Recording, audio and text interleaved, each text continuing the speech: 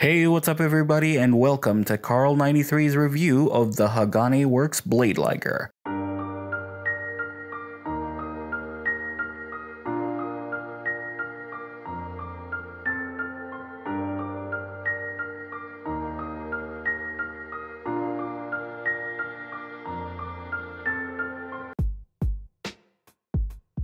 The Blade Liger is the second and final Zoid of main character Van from the underrated classic anime Zoid's Chaotic Century, a series following the adventures of Van, Fiona, and Zeke through the war-torn planet Z in search of the mysterious Zoid Eve.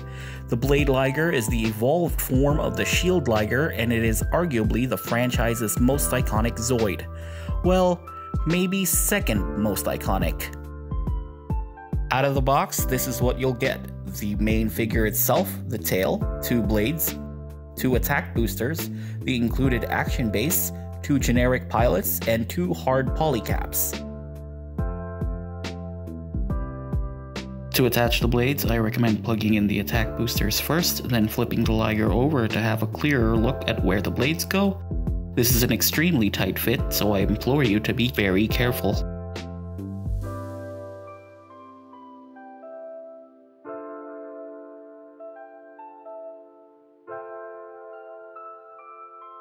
The tail, it's made of a bendable wire material, so you can pretty much bend it the way you see fit, within reason of course. It's also a pretty straightforward attachment.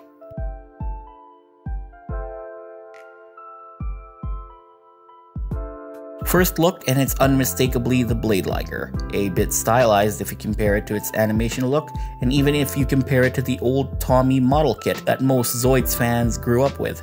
You can tell the difference from the smaller head, the sharper edges, the more intricate detailing such as the decals that break the figure from being a bit too plain. It also includes metallic parts on the lower legs. The fangs are painted a very nice gold and they are legitimately sharp, so be careful. And speaking of gold, the paws are the same shade of gold and feels like die-cast metal. Most of the die-cast is located in the legs, which helps a lot with the figure's stability. This guy doesn't just look good, he also articulates really well. Starting with the head, it can go up, down, side to side. Moving on to the legs, it's nice and ratchety starting from the connecting point of the legs, nice and ratchety at the upper legs, and nice and ratchety at its lower hind legs. The paws can rotate a full 360 and can face down. As for the main body, the lower body can arch a little bit and crunch a little bit, and the upper body can move side to side. The sharp main parts can move out to simulate how it would look when it's generating a shield in the show, but for some reason, the upper main parts can't go all the way up. As for the accessories, you can flip the attack booster forward and pull out its ends. This way, the Liger can blast its enemies. Or open these parts and they can function as boosters. And speaking of boosters, you can also open this section of the Liger's back and pull out its primary boosters.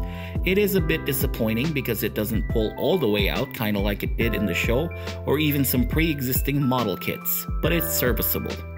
Posing him without the attack boosters for a more mid-season 1 look is possible, just replace the boosters with the included hard polycaps, which I honestly prefer more because it looks a lot sleeker.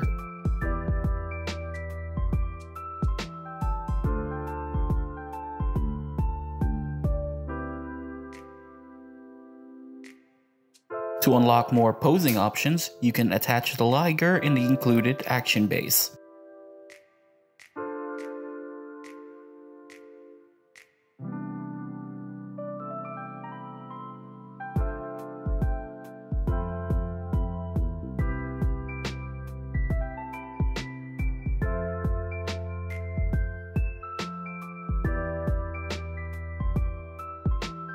As for the sizing, it's 1:72 scale, so it should scale well next to the HMM Zoid models by Kotobukiya. For a point of reference, here it is next to Robot Spirits Gundam, which is similar to 1:144 scale HG, next to SH Figuarts Goku, which is a 6-inch action figure, and next to the 1:72 scale HMM Liger Zero Schneider. So in conclusion, let's start with some minor issues. First, let's talk about the generic pilots. A very odd accessory choice. It should definitely have been Van, Fiona, and Zeke. In my head, Amuro pilots the Gundam, Peter Cullen is Optimus, and Van pilots the Blade Liger. Granted, of course, Zoids is nowhere near as popular as those two franchises, but for fans in the know, it's definitely an odd choice. Is it a bit nitpicky? With that price, I reserve the right to be a bit nitpicky. Another is the shield fins. They don't go all the way out, specifically the upper head part, so you can't fully recreate how the Blade Liger looked in some of Chaotic Century's most iconic moments. Now let's address the elephant in the room. Not necessarily a negative per se, of course, but this is not a model kit that may irk some people who aren't open to the whole pre-assembled, non-motorized Zoids, so if that's a deal breaker for you, then consider the deal broken. It's a high-end collectible similar to Bandai's metal build. It's a premium action figure with hefty amounts of die-cast metal. Onto the positives though, and believe me, it does outweigh the negatives. First of all, the die cast. For the small amount of corners they've cut, it's good to know that they didn't in this area. This toy is heavy, and it feels really good to handle. Like I've mentioned, this is basically a metal build Blade Liger. Metal parts, metal detailing, sharp and shiny in all the right places. The articulation is great. There's nearly nothing this Liger can't pull off when it comes to posing. The look is great, as it's able to marry the fine line of being animation accurate and looking like a modernized toy. The overall solidity of the figure is top notch thanks to those nice and ratchety joints that make it feel more like a premium toy. Well, there you go, my attempt to be as objective as I can on a Zoid that I very much have an attachment to. To sum it up, it's not perfect, but it is very, very good. And another thing I'd like to personally add to this guy is that it just takes me back. It's very nostalgic. It reminds me of the old Blade Liger kit and how happy I felt when I received it at a random school night over at my grandparents' house. I remember that specific memory when I first opened this thing, so really for me, that alone makes the Hagane Works Blade Liger worth it.